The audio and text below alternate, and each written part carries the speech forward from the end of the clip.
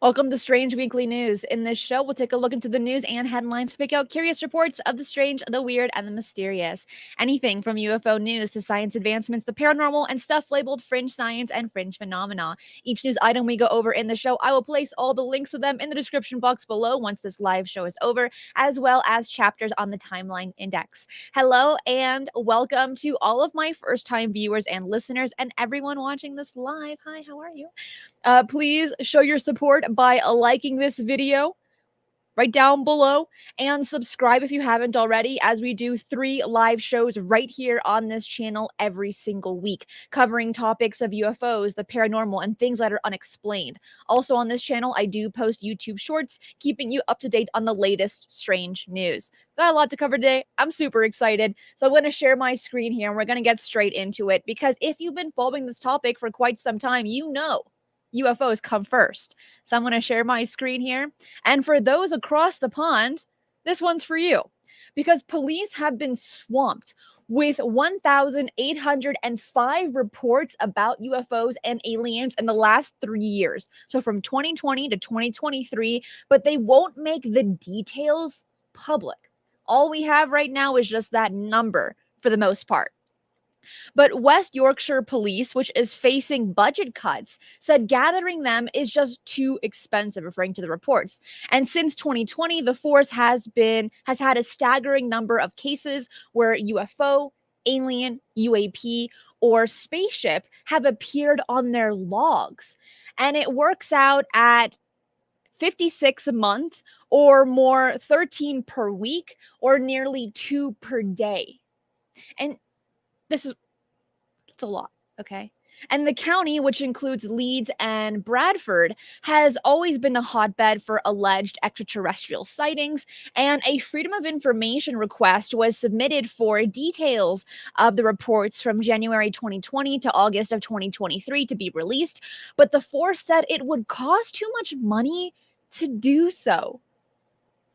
For those that live in those areas in England, is that true? I don't know. I don't know how the police force works there.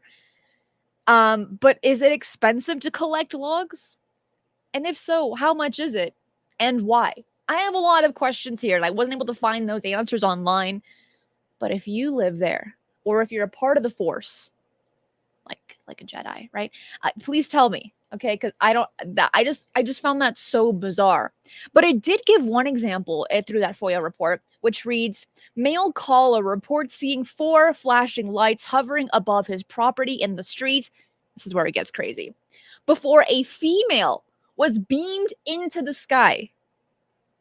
And then a West Yorkshire police spokesman said, "We can confirm that we hold the information. However, it is not held in an easy format." Excuse me for that. But just that one sentence, backing up just a little bit, of seeing a female was beamed into the sky, that's whack. Like, that is, could you imagine? You're just going, you're doing your daily job as a policeman over there, okay? You're patrolling the streets, you're giving out parking tickets, right? And then you go to the office and you read the logs to see if anything interesting happened, and then you read that. Dude, my eyes would get so wide, like the size of half of my face. And I would call that person immediately, but then also show everyone around me and say, what's going on here? Is this true, or was this person under the influence? I've covered a lot, and I'm saying a lot, of UFO cases, sightings, encounters, and we've even covered here on this channel people being allegedly abducted, but I have never, ever come across a sentence like that one where someone saw a person being beamed up into the sky. If that's true, that's awesome, but probably very terrifying for that person. Now, if it's not true, it goes into the category of crazy, right? And then it just brings down the credibility on the UFO phenomenon, right? Doesn't it? It's a catch-22 here. But that one, I just I had to share. I had to share it with you because it's just too much. Cadkin says, "I used to live in Yorkshire. It's a lovely county." Oh, that's nice. That's very nice. I don't know anything about it, but I bet it's awesome. Anders bringing in the joke. Jokes, plural. Beat me up, Snotty. Instead of Scotty. I like that one. I think we've heard that before on some movie or something. Gosh, now my memory is just hitting hard here. But as it continues here, it says to determine whether these incidents were related to believable sightings, we would need to review each incident in detail at approximately 2 minutes per record, and this would take over 60 hours. Okay, so that's where the money is coming in, where it's becoming too expensive, is actually reviewing the details, speaking to witnesses, and that makes a little bit more sense. But at the same time, if you're calling in, telling your sighting to the police at the dispatch, right? They should be collecting that information automatically. Don't you think? Again, I don't know how it works there, but I just find a few holes in this story thus far. But the force suggested that there is not enough time or money to deal with the influx in reports. Figures from last year show that the police force has grown around 2.4% when the UK population increased by 8.5%, according to Full Fact. It has been estimated that the cost of providing this information is above the amount on which we are legally required to respond. Dang. I.e., the cost of locating and retrieving the information exceeds the appropriate level, as stated in the Freedom of Information Fees and Appropriate Limit Regulations 2004, which currently stands at £450 or about $560 worth of work. So when other policemen heard this, specifically retired policemen, they were very disappointed by hearing these statements. They said, "Are you serious? Is this a joke? Like, you can collect that money. You work for the government, right? It shouldn't be that hard." But they're saying here, it's costing way too much. Therefore, we're going to keep on passing parking tickets instead. Use those parking tickets to fund these reports. That's what I want. But I don't live there, so I can't vote, unfortunately, in that area.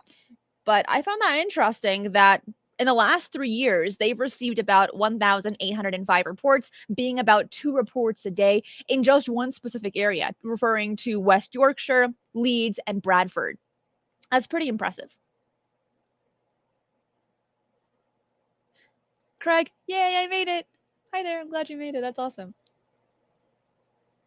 Getting into our next one here. This one is very interesting, and it's still referring to ET in some respects, but also about AI. And if you've been following this show for some time, Weekly Strange News, you know we almost always, gotta correct myself there, almost always cover AI and robots. But here, we're talking about AI and aliens. It's going to be very interesting. I'm going to share a next image as a visual aid. Thought it was very cool, by the way.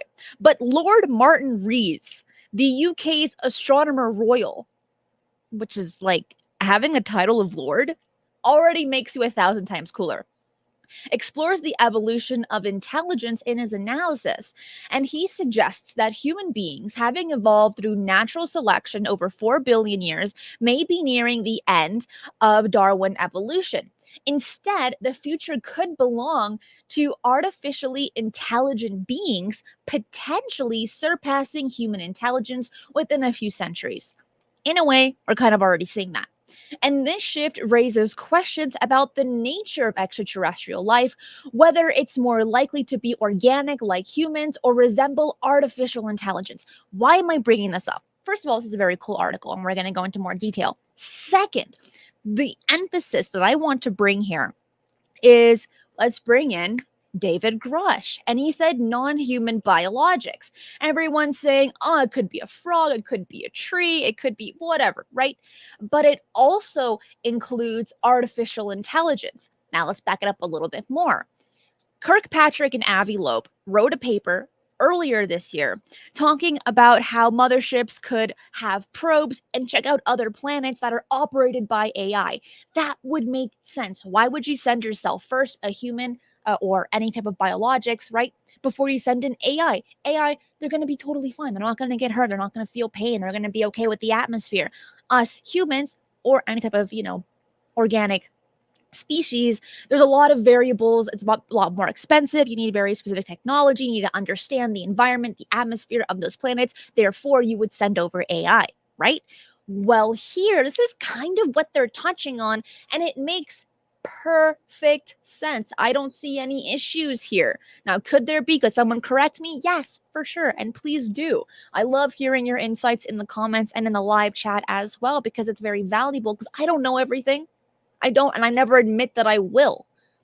My favorite quote from Aristotle is to know all is to know nothing. Those that admit or state, oh, I know everything, their cup is already full. No more information can fill that mind, and in reality, they're very ignorant. Those that are always willing to learn, they're just a little bit smarter, just a touch. Okay.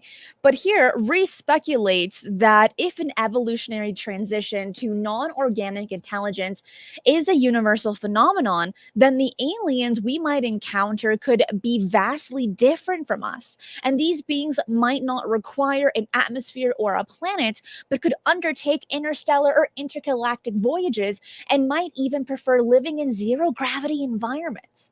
Their silicon based brains could function more efficiently in cooler regions away from planetary systems, possibly leading them to hibernate for extended periods. Could you imagine a robot bear? An AI bear? Bears are adorable and they hibernate.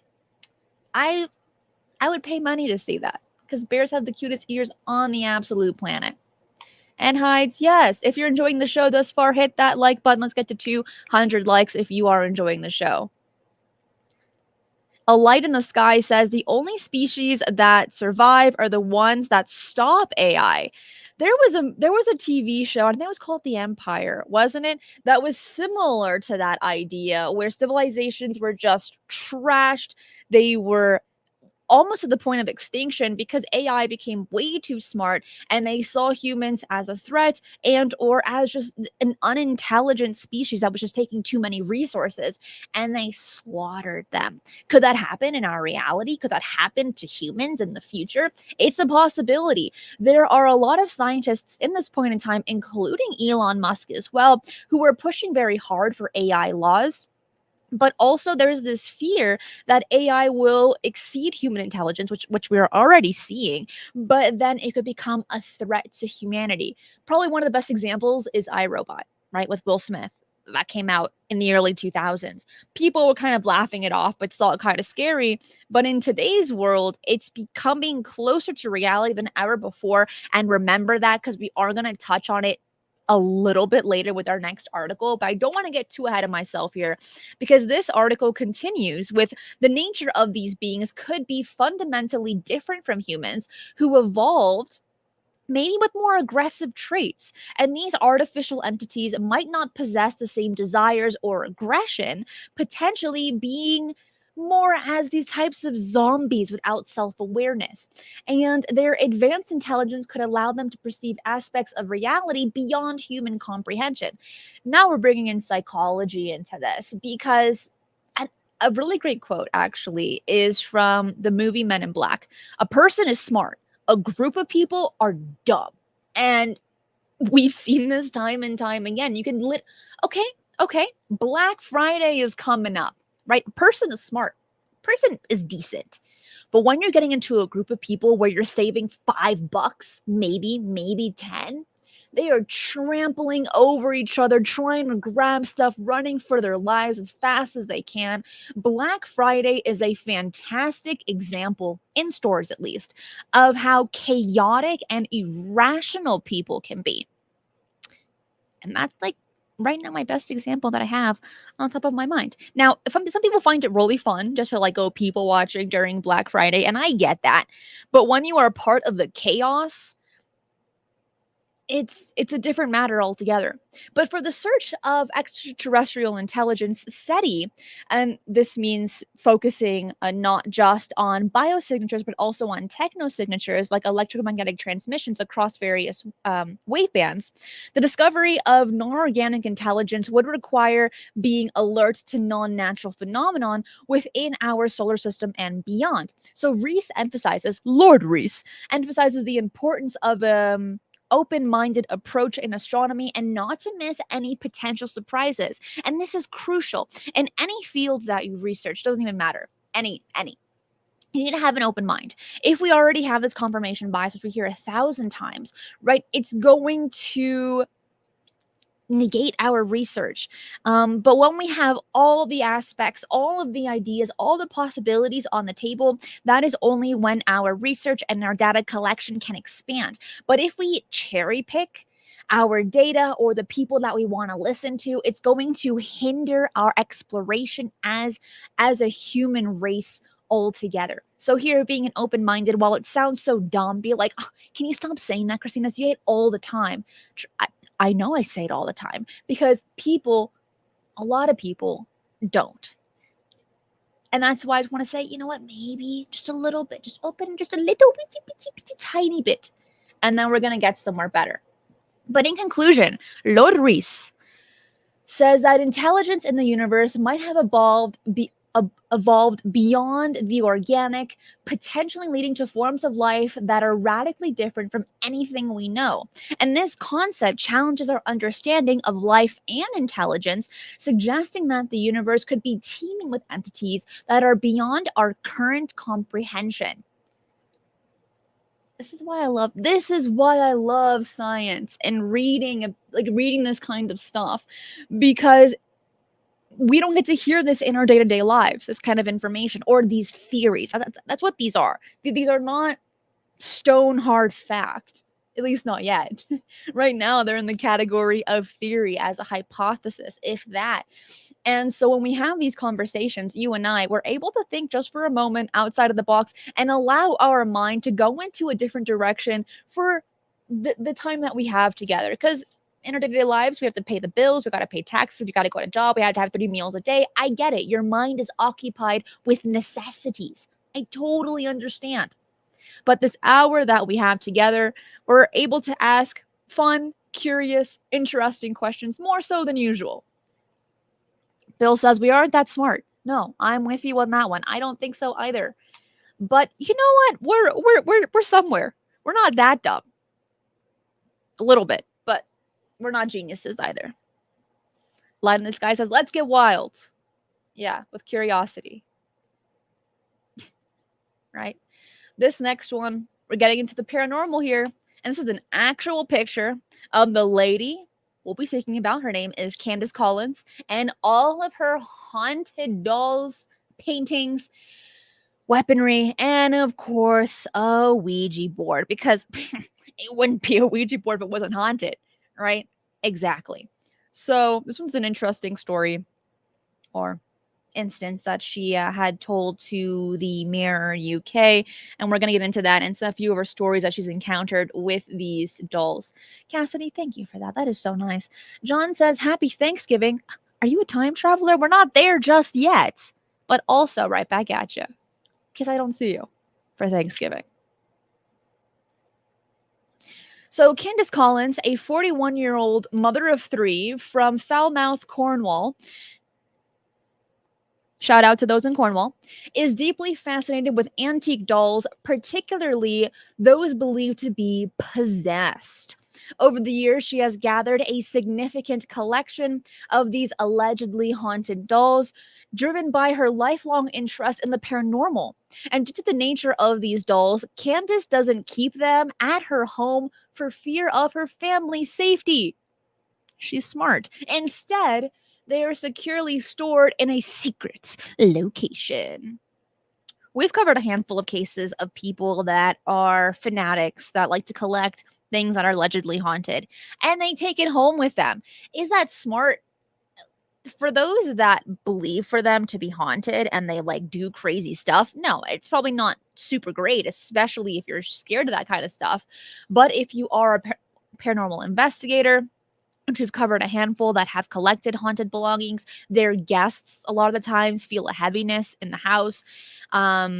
They also get these levels of depression as well, higher levels of anxiety. And so from her understanding, because she's been interested in it her entire life, she used to live in a haunted house as a child. She's able to see spirits. She's created her own investigation group called the Cornish Ghost Whispers. She's able to understand, to the best of her ability, right, that it's best not to have them at your home. Like, your home is your sanctuary. Your home is your temple where you go and you rest and you relax and you recharge. And then you go back into the real world and do the things that you have to do. But your home should be your safe space. And so when people are bringing in these haunted objects, right, for many, the home is no longer classified as your temple. So here, they're stored in a secret location, which I think is very cool. But her collection is not limited to dolls. It also includes other haunted objects like a Ouija board, weaponry, and several paintings. Each item in her collection has a backstory of misfortune associated with its previous owners. Candace, along with her partner Nick Price, dreams of opening a museum to display these eerie figurines and objects. But now we're getting into the stories of people that have had strange experiences with them, with these objects, and the stories that were shared with her. I do want to mention before we continue that I do have a Discord server, and that link is in the description box, and also it'll be in the live chat shortly. But if you are enjoying this content and you want to speak to other like-minded members, consider joining the Discord server. It's totally free. There's 2,700 other members in there. There's a bunch of different rooms. You're able to speak to people one-on-one as well, and you're also able to share your experiences. So if you like to find a nice little happy place, the Discord server is going to be your friend, and that link is right on the screen as well. Cassidy, thank you again for that. That is so nice of you. And DJ Moonchild, travel tip, be safe out there, bring a caveman if needed. I was thinking more of like ancient ramen. That'd be kind of my go-to, but a caveman, you know, why not? Why not? Catkin says, I won't be going to her scary museum. Oh, but you need to hear the stories of some of these haunted objects that she has. She buys a lot of them from thrift stores, which in the UK they call them charity shops, along with auctions. People have sent her objects, items as well. And the thing that she found really difficult, and she gave a whole interview to the Mirror, she says that it's difficult because people are going to lie to you and say that it's haunted, charge a really high price, and then it's not. She mentions that she is gravitated towards certain objects compared to others, and some of them have a very heavy feeling to them. But now we're getting into the creepy here, okay? Because one notable item in her collection, excuse me, is Norman, and I'm going to point him out. It's this guy right here, this little freaky one in the blue, and this one doesn't even have eyeballs. That's horrifying. I'm talking about this guy right here. And Norman, it's freaky because the previous owner's dad blamed it for a series of misfortunes, including a burst appendix, being shot at, car brake failure, and financial loss. Oh my goodness. Could you imagine? And then trying to tell someone that all that happened because of a doll? No one would believe you. That's a burst appendix? I cannot even comprehend that. But also, the previous owner said that it all happened because of this doll right here, Norman. But it gets even creepier. Why? Because his daughter, Violet, told her dad, Norman doesn't like you, Daddy. Oh, there's a handful of stories of children being a bit more sensitive, being able to see ghosts, talk to dolls that might be possessed. And people ask why. And there's a bunch of different theories, but it's very spooky, right? When you're a parent and you want to protect your child as much as you can in any environment, and then you find out that it has an imaginary friend, but it's not fully imaginary, but it's a ghost. Let me tell you a very quick story about this, because I met a girl once, and this was actually like a few weeks ago. And I was just casually doing my thing, and the little girl says, "Oh, here's my sister." And I look, and there's nobody there. And I said, I am not doing this. I am not going to pretend it's not there. In reality, what I'm going to do is I'm going to acknowledge this imaginary sister just in case Why? Because there are stories of these ghost children influencing the living child to do terrible things. I didn't want this living child to bite me or something for dissing her imaginary sister. So I played it so good and I was like, "Hey there, what's going on? How are things? Did you sleep okay?" Because I don't want to be next. All right. I do not want to get an attachment and I do not want to be attacked by a living 4-year-old either. So that's my little story there. So next time a kid tells you they have an imaginary friend, play it safe. All right. But another case is she collected a haunted ring, and the person that had it previously was going through severe levels of depression, had received satanic tattoos. This person was buried with the ring, so I don't know actually how she got the ring after he was buried with it. Maybe no, sorry, excuse me, he died with it, but he wasn't buried with it. That makes a lot more sense. And she's like, yeah, I'm gonna take it, that's a genius idea. I don't think so. That is not a good idea. If you think that's crazy, hit the like button. Let's get to 300 likes right here, right now. Do that. Do that right now. Also, here we're looking at some haunted paintings that we've covered haunted paintings on this show. You get these like, look at this. I mean, it would make sense that this one is haunted. It looks like a freak. Then you have a ventriloquist doll. You got a picture. You got this creepy one. Oh my goodness. These are terrible. This one comes in a set. They can never be separated. She mentioned that in the interview. Weaponry, right? Ouija boards. Unbelievable. If you want to watch that interview, that link will be in the description box below. It's interesting because she goes into a little bit more detail on these things that she's collected and the stories behind them. But the ones that I mentioned with you just now are the most insane. But of course, we're now covering robots. And I told you to remember that little piece about iRobot, right? Okay, I told you to remember it because we're covering it right here, right now. And it only makes sense. It wouldn't be strange news without robots. Ugh. Ooh, John asking the real questions. Does the doll talk on its own? She didn't mention any stories of the doll speaking to her. She only mentioned that she feels certain things with them, but usually like very like heaviness, sadness, depression, things like that. So pretty freaky. Jessica says, I was watching a documentary on India and one of the temples had a ghost in it. It's a transparent person in the video of the temple. As the camera zoomed in, it didn't come into focus. It left or it moved. That's crazy. That's one cool thing about watching documentaries is like seeing the odd things that aren't always talked about, but you kind of see it. Or sometimes they are mentioned. You're like, whoa, that's crazy. You can never go wrong with a good documentary. Okay, back to this one. Because recently in South Korea, a tragic incident occurred at the production site of Dongseong Export Agricultural Complex, where a company worker died due to a robot error. The victim of this terrible tragedy was a 40-year-old man who worked for the robotic company. And at the first time of the incident, he was inspecting a robot sensor at a vegetable distribution center. And during this time, the robot malfunctioned while lifting and placing a box of bell peppers on the pallet and failing to correctly identify the worker. The robot grabbed the worker and crushed him against a conveyor belt.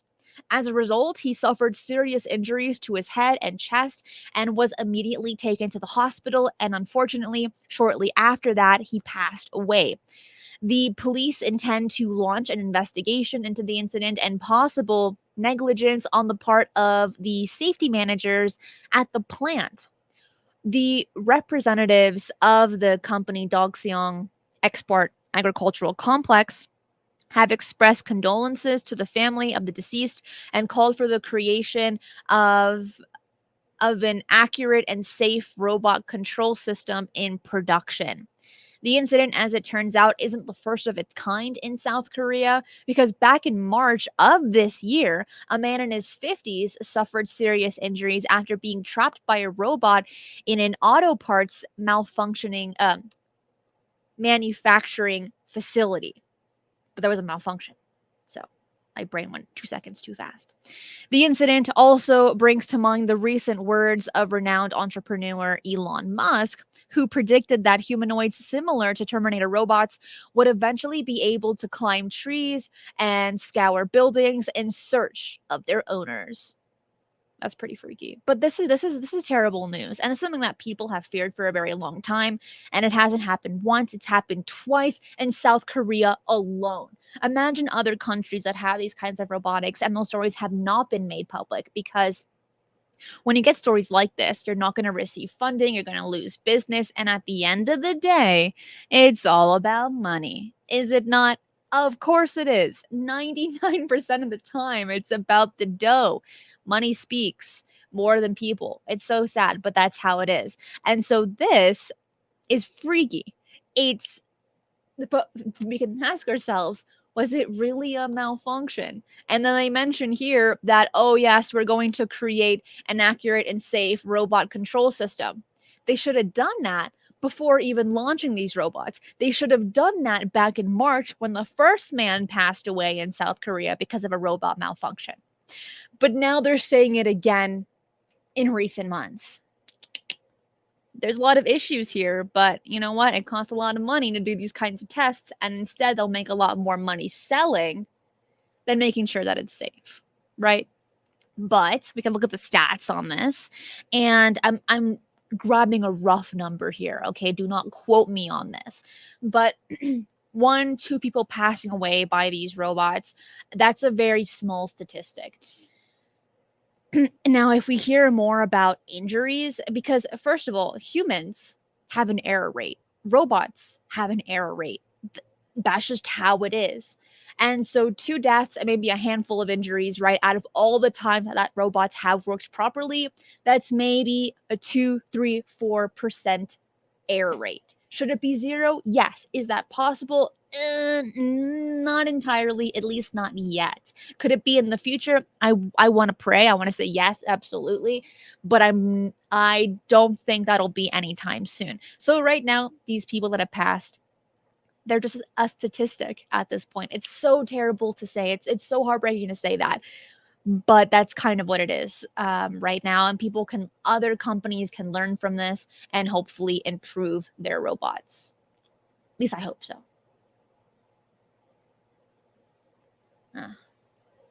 This next one is very cool. Talking about the Big Bang Theory, but there's more. And no, I'm not referring to the TV show. When you type in the Big Bang Theory or the Big Bang, that's the first thing that comes up. And I said, come on, please. I want to see cool pictures of space, not of characters from the TV show. But a new study by physicist Catherine Fries from the University of Texas and her colleagues discuss a fascinating theory in cosmology regarding the origin of dark matter. Dark matter, which constitutes about 27% of the universe's mass and energy, remains one of the greatest mysteries in astrophysics due to its invisible and elusive nature. Although we can observe its gravitational effects on normal matter, such as gravities, galaxies, and clusters, its composition and genesis are still unknown. Now, the team proposed in their paper, published by Cornell University, proposes an intriguing hypothesis, and this is whack. Dark matter might have been created by a second Big Bang. The event, termed the Dark Big Bang, is theorized to have occurred when the universe was less than a month old, separate from the ordinary Big Bang that produced the matter and radiation we observe today. The hypothesis is based on recent observations of the cosmic microwave background, CMB, the faint afterglow of the universe's first light, and the CMB contains types of temperatures and fluctuations in temperatures and polarization that provide insights into the early history of the cosmos. By analyzing these fluctuations, cosmologists can infer properties of dark matter, such as its mass and interaction strength. And why am I bringing this up? Okay, because the Big Bang, Could there have been two? We don't fully know. It's just merely a theory. And there's a lot of theories when it comes to dark matter. And it's something that is relatively new in the understanding it and knowing about it. It's new in the sense of studying space. So this is mind blowing, in my opinion. Here, I can't speak for everyone, but I thought that this was the coolest thing when it comes to understanding space to the best of our ability at this point in time with the limited knowledge and technology that we have. So I just wanted to share that with you. I thought it 10 out of 10, 9 out of 10. I don't want to give my 10s out that easy, okay? I'm going to give it a 9 out of 10. But now we're getting a little more crazy here, but still in the concepts of space. Right here, we're looking at a tool bag that was dropped from the International Space Station. Now this tool bag is no longer a tool bag. No, no, no. It's now a satellite. Isn't that? Let's read this, okay? Because on November 1st, during a spacewalk, U.S. astronaut Jasmine Bogbelly and Laurel O'Hare accidentally lost a tool bag, which has now become an accidental satellite orbiting Earth. This tool bag, now cataloged as a satellite, is visible from Earth and has been captured on video by stargazers. And it appears as bright as a 6th magnitude star, meaning it's not visible to the naked eye, but can be seen through binoculars, especially since it's white and reflective. The best way to spot it is by first locating the International Space Station. As of November 11th, the tool bag was about 5 minutes ahead of the ISS, a gap expected to increase over time. The astronauts completed their spacewalk tasks, which included adjusting a cable and replacing a bearing on a solar panel without the loss of the tool bag. NASA has asserted that the tool bag's trajectory doesn't consider it as a threat to the ISS or its crew, and the tool bag is expected to gradually descend towards Earth and eventually disintegrate into the atmosphere. But there's more, because this is not the first time this has happened, but it's new to me. In 2008, there was another astronaut on the ISS, and he dropped the tool bag during a spacewalk, which eventually burnt up. And then in 2017, a fabric debris shield was dropped, posing a more serious risk. But the astronauts managed to improvise a solution, and other unusual items lost include a spatula in 2006, a spare glove during the first US spacewalk in 1965 as well. And these incidents highlight the growing issue of space junk, which now numbers in the millions and poses risks to space travel and contributes to pollution on Earth as well. But this one, I thought it was funny. It made my day. Because even astronauts make mistakes and they drop things sometimes.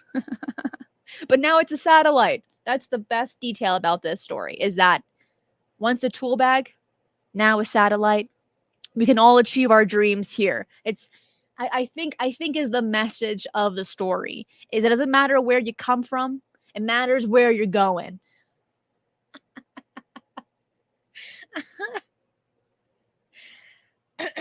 Rome says, "Where's my spatula?" First thing that came to mind was SpongeBob and his spatula. I know, right? A spatula, says John. It's so random. Question is, why was he holding a spatula while he was in space? Okay, like that's my number one question. Was he flipping hamburgers in space? You know, to each their own here. But I have one final story for you. And it's about the mammoth and about colossal biosciences. If you've been following this story or this show, we've covered colossal a few times and how they want to bring the mammoth back from the dead, back from extinction, along with the dodo bird. But there's new details on this. So we're going to share that together. Because their goal is to de-extinct the woolly mammoth by 2028. That's not a handful of years. And in the terms of science, that's pretty darn fast. And their plan involves combining DNA from the ancient species with living Asian elephants to birth a calf. The scientists at Colossal are currently focusing on recreating the woolly mammoth genome, and once successful, they intend to use Asian elephants as surrogate mothers for the mammoth DNA. This groundbreaking project also includes plans to monetize some of the technologies developed during the process, and the company's efforts represent a significant step in the field of genetic engineering and could have far-reaching implications for conservation and the study of extinct species. They've received a lot of backlash since coming out earlier, where like news was being was sharing a lot of their information in the sense of like their research, not private information, of course. And so that's when we started covering it, was much earlier this year. And there's been a lot of backlash on what people think about bringing an extinct animal back to life. People are saying, why are they focusing on this? They should focus on animals that are close to extinction. How are they going to survive? And Colossal is stating, well, this might help global warming. I'm not sure how that's gonna work. But that's their take on it. They're scientists. I am not. Okay, my degree is in communication. Okay, it's not in science in by any means. I wish it was. I love it, but I just can't do math for the life of me. But that's their stretch. That's their take. Well, if we bring this back to life, it's gonna help global warming. And you know what? I need data for that one. But I also want to bring up earlier this year was the mammoth meatball. And if these mammoths come back to life and they get de-extinct, are we going to hunt them all over again and then make them into another meatball like what happened earlier this year? Let me just read it to you for those that aren't familiar with that particular story. Because the mammoth meatball was displayed under a glass bell jar by Australian-based cultivated meat from Vow at the Nemo Space Museum in the Dutch capital, Amsterdam. And this meatball, made from flesh resembling that of an extinct woolly mammoth, symbolizes the urgent need to address climate change and rethink our food consumption habits. The creation process involved identifying the DNA sequence for mammoth hemoglobin and modifying it with genes with an African elephant, the mammoth's closest living relative. Although yet not approved for consumption, the meatball's cooking process and its resemblance to crocodile meat when cooked were noted. And this innovation highlighted the benefits of cultivated meat, such as safety and sustainability, and aligns with Vow's missions to provide sustainable meat alternatives. The company is also preparing to launch lab-grown Japanese quail in Singapore and emphasizes the role of cultured meat technology in a sustainable future for food. That was a lot. Not all of that was really important. The biggest thing was they used mammoth hemoglobin. They mixed it in with African elephant, and they said, all right, now here's a meatball. And they showed it off to the world, and they couldn't eat it. And they just said, it just looks nice. It's science. It's for science. They're not Italian. They're Australian, but it just felt appropriate to use an Italian accent there. Anyways, in this, they say it's for like sustainable means, but there still needs to be tests on it if it's actually safe to eat. It was grown in a lab. That bothers a lot of people. I get that. But could that be the case for these future mammoths that are going to be roaming the earth once again if Colossal's successful? There's so many questions here. I'm going to also bring in ethics into this as well, but it's just weird.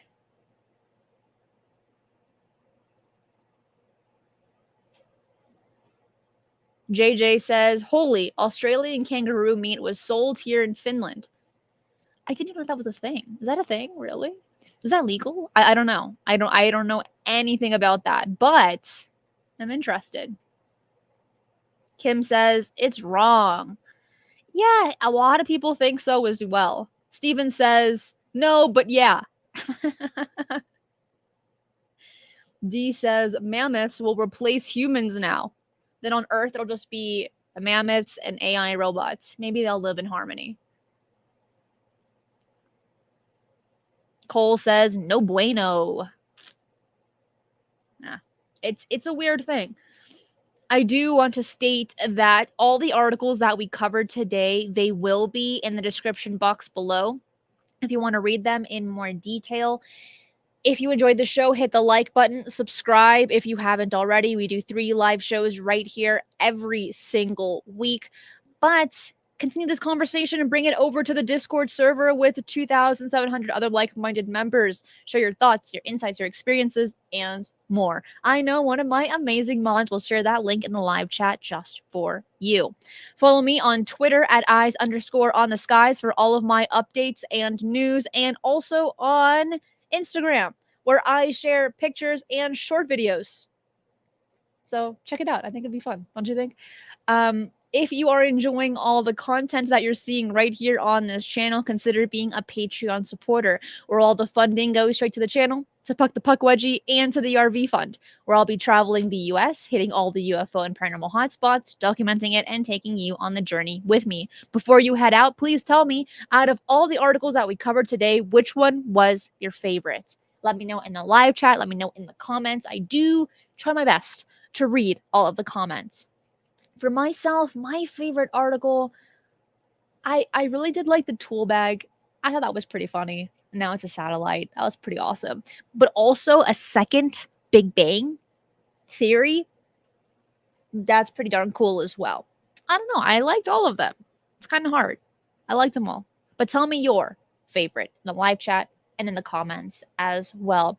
I want to say thank you to everyone watching this live, all the super chats, super stickers, YouTube members, Patreon supporters, and of course, all of my amazing moderators. You know I cannot do this show without you. That is it for today. I will see you next time. Be safe, and remember, keep your eyes on the skies.